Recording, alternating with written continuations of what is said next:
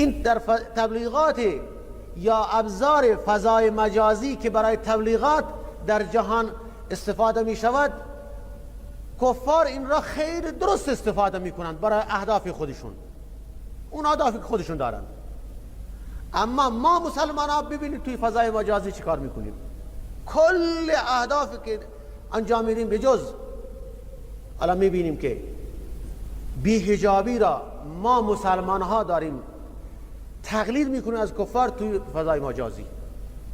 الان مسلمان ها دارن خیلی با رغبت و با شوق با علاقه دارن بی‌حجابی را توی فضای مجازی خودشون رواج میدهند، خرافات را خودشون رواج میدهند، تبلیغ میکنند، اختلاف را، دشمنی را، حسادت را.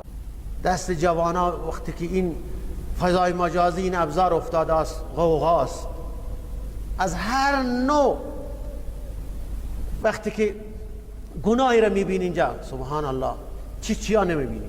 عزیزان من، از این ابزار درست استفاده بکنیم. فرهنگ من را، دین من را، اخلاق من را، عفت من را، حجاب من را، اخلاق خودمون را، همه را برسانه به جهانیان. آقا این ابزار را شما درست کردید، کار خوبی کردید، اما شما دین را منعکس کنید اونجا، نور دین را به اونها برسانید. خیلی توی خونه خودتون نشستید، وقت دارید، دین را بفهم، روشش را بفهم، خوب عمل کن.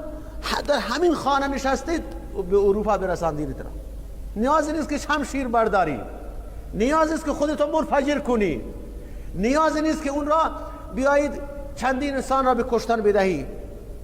آقا برسان، تبلیغ کن دین خودت را.